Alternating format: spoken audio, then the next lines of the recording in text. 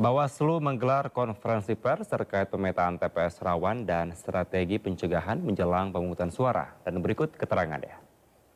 4 variabel dan indikator TPS rawan adalah sebagai berikut. Pertama, penggunaan hak pilih.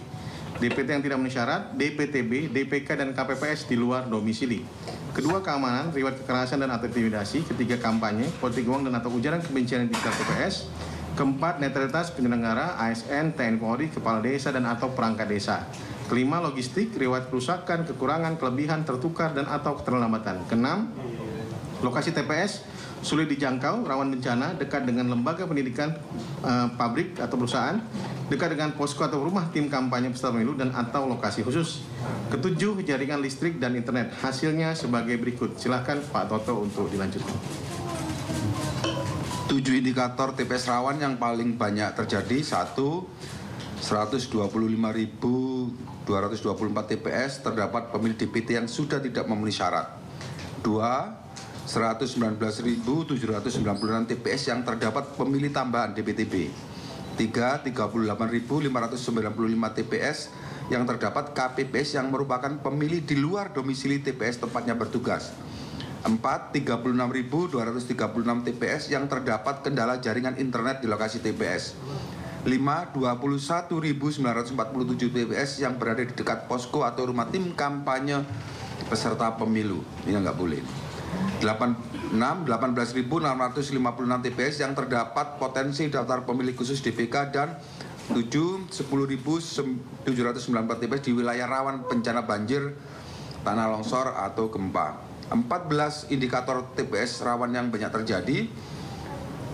Nanti dicatat sendiri ya, saya anukan saja ya. 8.000 sekian terdapat kendala aliran listrik di lokasi TPS.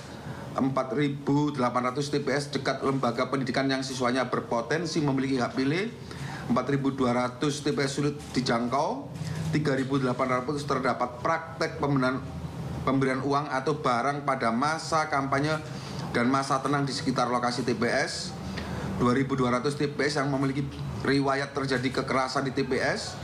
2.200 memiliki riwayat terjadinya intimidasi kepada penyelenggara pemilu. 2.000 TPS dekat wilayah kerja, pertambangan atau pabrik. 8. 1.900 memiliki riwayat kekurangan atau kelebihan dan bahkan tidak tersedia logistik pada saat pemilu atau pemilihan.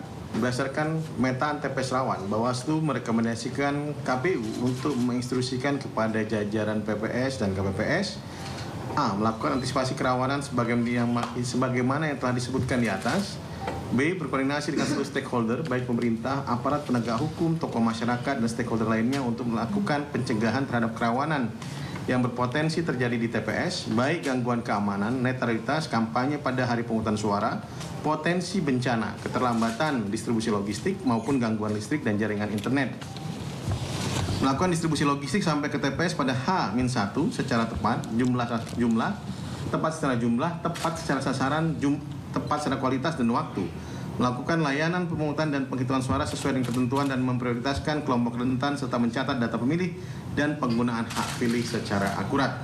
Demikian teman-teman yang bisa kami sampaikan untuk sore hari ini. Terima kasih.